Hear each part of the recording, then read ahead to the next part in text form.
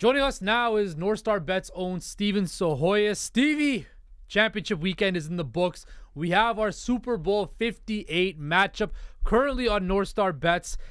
The Kansas City Chiefs are underdogs for another week against the San Francisco 49ers. The 49ers are 1-point favorites. Stevie, let's break down. Let's start off first with the Baltimore Ravens losing to the Kansas City Chiefs. Was yesterday more good Chiefs or bad Ravens? It was definitely good Chiefs. That defense is for real. Like, as much as we want to laud Mahomes for what Kansas City has done, what that defense is doing is unbelievable. I mean, they hold Josh Allen to under 5 yards per throw. I had a good day throwing the football, but it kind of looked like they were daring him to throw the football in that game. It was like, all right, we're just not going to let you kill us with your legs. And they held Jackson to 54 yards. Any other quarterback gets 54 rushing yards, you're saying, wow, what went wrong? But when it comes to Lamar Jackson, that is a great effort by the Chiefs. They really did a good job keeping him in the pocket and not letting him beat him that way. And when you force Jackson to throw the ball, it's not even a Jackson thing. It's more of a Ravens wide receiver issue, is you make them put the ball in the hands of their wide receivers and see if they can beat you. Odell Beckham Jr. was quiet in that game. Zay Flowers had some costly mistakes. They just don't have the receiving core to go up and win in a game where all they can do is pass the football. So when you can get the Ravens one-dimensional, you can kind of take the legs out from underneath Lamar Jackson. You saw what happened. It's not pretty on offense, and that's kudos to Spagnuolo and the defense. I mean, he's really done a masterclass, and that's, to me, the biggest reason why they're here in the Super Bowl. When I look at that game yesterday, Lamar Jackson looked he wasn't as patient as he was in the pocket that we saw all regular season. Also, they abandoned the running game. This was the best rushing team throughout the whole regular season. They abandoned it. They split it all out. They're giving Zay Flowers how many jet sweeps that just didn't work. Zay Flowers, again, had a touchdown that was a fumble, then had a stupid, taunting penalty. I don't get me into taunting. I think it should be allowed in the NFL. But we saw in that first half, Travis Kelce and Patrick Mahomes did their best Jordan Pippen impersonation. Travis Kelce had, 9 receptions in the first half alone? The fact that they, again, dialed it up. How many times this year have we thought, okay, Travis Kelce's washed, he's done? And once again, Stevie, what did they do best? Andy Reid called his number, Mahomes gave him the ball, and they made some impressive plays in that first half. Yeah, I was actually really disappointed in how the Ravens covered Kelce. I expected more from that group. You got a big safety in Kyle Hamilton who's got nice size and good speed. You've got some really athletic linebackers, and they couldn't stop him. It's one thing for Kelce to rip apart the Buffalo Bills, who are starting, A.J. Klein on his comeback tour and, interrupting his family vacation. But it's another one, you got the best defense in the NFL, fully healthy, and they can't do a thing about it. So, to me, that was just a statement game from Mahomes and Kelce, proving that they're still the most dynamic duo in the NFL. Now, how many years does Kelce have left at this point? We're definitely, I think, towards the end, but it's enough to win the Super Bowl this year, in my opinion. I don't see how the Niners can do a much better job than what we just saw Baltimore do against Travis Kelce. I have a great stat here on Kelce. So he's played the equivalent of a full regular season with Mahomes in the playoffs, 17 games, 133 receptions, over 1,500 yards, and 18 touchdowns. Best playoff receiver. Well, it's the best duo, right? Yeah. Right, Stevie? Best duo ever? Yeah, if they win this Super Bowl here, that puts them at 3, and that's in 6 years together, which is ridiculous. And every other year Super Bowl. I know Brady and Gronk have more overall, but that partnership was together a lot longer than 6 years. And you see Kelce passing Jerry Rice for number 1 on the receptions list. He has just been a clutch performer, and all he needs is one more game. I know we're saying that the end is probably near for Kelce, and who knows, maybe it's at the end of this year, but to this point, I don't think we've seen a duo dominate the postseason quite like this. He's just a mismatch for whatever defense is out there trying to stop him. Kelce Tutty prop in the playoffs is a lock. It's a lock. Pooni? It's a lock. Let's switch gears to the NFC Championship, which was a heartbreaking, tear-jerking one. I'm not going to lie. I have not been that mad in a football game since the Seahawks lost to the Steelers in Week 17. Right? I was so frustrated. 24-7 at halftime. Dan Campbell, what does he do, Stevie? You have a field goal attempt. It was a 40-yard field goal attempt halfway through the third quarter to go up 3 scores. And it all goes downhill from there. Live by the sword, die by the sword. Hey, Stevie. And you know what? Just to say, I'm going to stand up for Dan Campbell here. I actually think those were the right calls at that time of the game. If you want to say something, you could say maybe Dan Campbell wasn't aggressive enough, because if the Lions go for it before halftime, you add 4 more points to their total. If they score a touchdown there, the game finishes 35-34, and the Lions win that ball game. So anyone who can make the argument that they were too aggressive, you can also counter that by saying they weren't aggressive enough. And I think, look, like Albert said, it's live by the sword, die by the sword. It got you to this point. Why abandon it now? I understand you get a lot of flack when it doesn't work out, but when it does work out, you know what? It usually goes unnoticed. So for Dan Campbell to be able to risk it and to put his name on the line, I think that says a lot about the type of coach he is and the beliefs that he has, and that he's not going to be shaken off of them. I absolutely agree 100%. Detroit's been the most risky team, gambling team, fourth down wise, since Dan Campbell's taken over, right?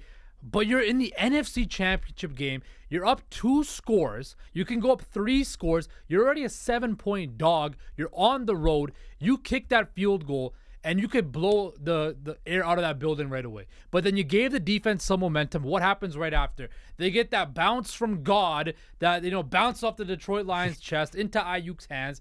You get the touchdown, and then you get the fumble right away. Like, that just that changed the whole game, Stevie, and I get it.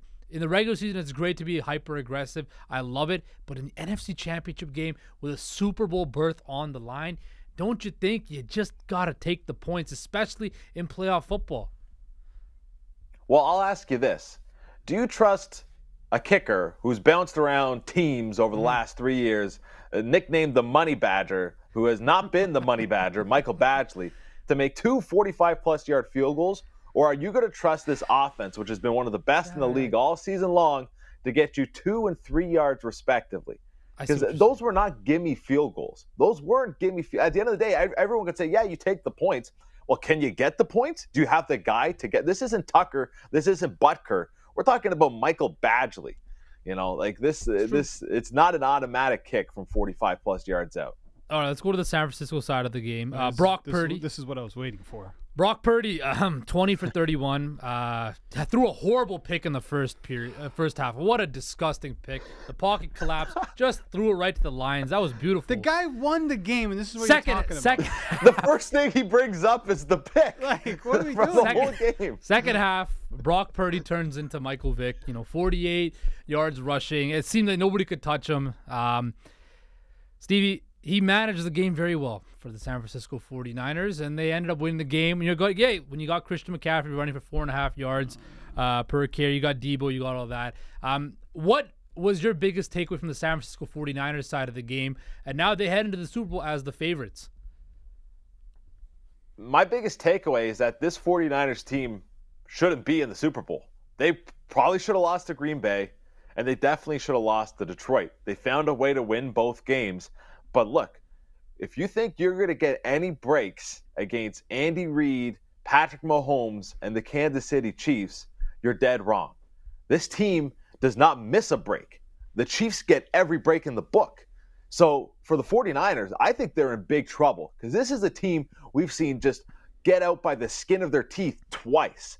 And the third time around, if you're relying on getting a few lucky bounces against the Chiefs, you've already lost the game. And in my opinion, the AFC is much tougher than the NFC.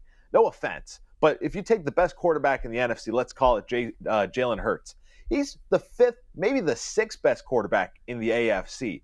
So to me, I think the conferences, I did believe it after the Bills game that was the Super Bowl, in essence, Bills versus Chiefs. I thought those were the 2 best teams. It's been the closest game so far of the postseason for Kansas City.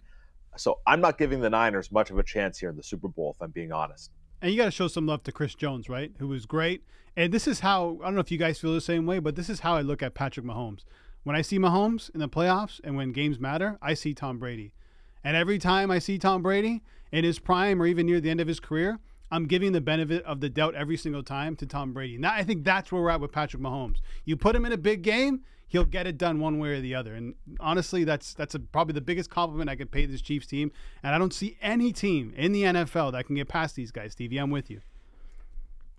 Yeah, as long as Kelsey is on the field, you're not stopping Kansas City. They're going to get theirs on offense. And at this point, it doesn't even need to be much. Like, they scored 17 points against the Ravens yesterday. That was enough to win the ball game. So this is an offense that's capable of scoring points. It doesn't even really need to. And you see it in Patrick Mahomes' game. The second half of that game against Baltimore, he was more game manager than, schoolyard Patrick Mahomes running around making plays. And I think that's kind of what you want to see from a quarterback, especially one holding a lead. He's been able to play any style you ask of him, Mahomes, and that's why the Chiefs are so successful offensively. All right, Stevie. So talked football. Let's wrap it up with hockey. We only got a couple minutes left. Kind of the mid-season, a little bit past mid-season review. Currently on North Star Bets, the Edmonton Oilers are the Cup favorites at plus 850 right now. Who would have told you that a couple of months ago? Of course, the Toronto Maple Leafs. This was to start off. The Toronto Maple Leafs back-to-back wins against the Jets. They head into the All-Star break. Ilya Samsonov has found his game. Austin Matthews has had 40 goals. What is your impression of the Leafs so far heading into the All-Star break? My impression of the Leafs is that they still need, in my opinion, two things. I think they need another goaltender to put in the mix here because, okay, you're going to get Joseph Wall back, but you haven't seen this guy play in almost 2 months, and he's coming back from a high ankle sprain. This is not just some small injury, and there's still a lot of unknown with Joseph Wall. The second is I think they need another forward. I think Toronto should just abandon trying to patch up their defense because it's never going to be good enough. Honestly, you add a guy like Chris Tanev into that mix, and okay, maybe he slides a couple people down, but you still don't have a number one defenseman. You still have one of the worst top pairings in the NHL when it comes to the contenders. I think go all in on your strength. If you're building this team around 4 forwards, just try to build the best offense you can. Don't try to make this a well-rounded group because that's not going to work. You will never be able to build a well-rounded group in Toronto.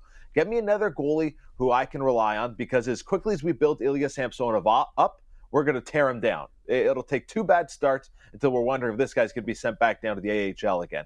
So add a goalie and add a forward, and that's what I think the Leafs should do because I really do believe it's wide open in the East and in the West. I really do believe it's wide open. Any rebuttal to that, Albert, whatsoever? No, listen, we talked about this too. I mean, the goalie situation is an interesting one. They're going to have to make a decision once Joseph Wall comes back, what they're going to do with Martin Jones or carry 3 goalies. And I just think based on the way Martin Jones played, if you send that guy through waivers, somebody's picking him up. You'd be crazy not to. And I think the Leafs need to stick with 3 because if you don't, and Samsonov loses his confidence or Joseph Wall can't play the way that you think he probably should be playing, they're in a horrible spot, dude. And listen, they need that. They need some goaltending. You're right. They need some scoring. Secondary scoring is almost non-existent. But, I mean, you can have all the scoring you want, Stevie. If you're not keeping the puck out of your net, you're in trouble. That's why, I disagree with you in terms of needing a guy on the back end. I think it's crucial. But is there a difference maker? There's a guy who might help you, but is there a guy who puts this team over the top? I don't think so. Those guys don't get moved. That's my only problem, is that the guy the Leafs need is not available. Well, let's end on some positive news. The Vancouver Canucks were down 4-1 on Saturday night, and what happened? 1, 2, 3 power play goals. Brock Besser with a hat trick. Best team in the league heading into the All-Star break. Stevie. I see the guys at North Star Bets are still disrespecting the Canucks because they still are not even on the first row of favorites to win the Stanley Cup. They're below the Maple Leafs and the Kings, looped in with the Devils and the Lightning. I need you to put in a word with the guys at NSB, and I need the Canucks to get some more respect. I don't care about the advanced numbers. I don't care about all of that. This is the best team in the league. They have an elite number 1 goalie. They have the Norris Trophy winner. They have 5 All-Stars, the Jack Adams winner. Please tell me that the Canucks are a legit Cup contender, regardless of what the odds at NSB say. They're a legit Cup contender because they'll have home ice advantage in the playoffs. At this point, you can pretty much lock that in stone. Whether they win the Pacific or not, I think that's a little still TBD. We got still got some runway left, but they'll have home ice advantage. And you have to give them their credit because, as I've said, the West is wide open. This is the year when you're looking at the Stanley Cup futures market, take your shot on some of those teams in that 20 to 30 to 1 mix because there is a lot of parity in the NHL right now. And the Canucks are a team, if you're telling me you can get them in that mix, and as a team that's probably going to have home ice advantage in the first round, that's a good wager to make. So I'm honestly, Justin, if you want to bet on the Canucks, and if I know you're on the show, I know you're telling people bet the Canucks, I'm not going to stop you. And I'm not going to say that's bad advice. So Stevie, June, me, you, Albert, parade down Robson Street in Vancouver. It's going to be a moment I will never forget. Thank you for joining us today. We'll touch up base later on this week, my man. Yeah, no problem. I just want to say, though, if I go into Vancouver for some sort of parade wearing, or knowing that I'm a Bruins fan, there might be a riot. I might be singled out in that crowd. We'll put you in a Ryan Kessler jersey. We'll put you in a Ryan Kessler jersey. No problem. You'll slide right by. Okay, I don't know if that's a good or a bad thing.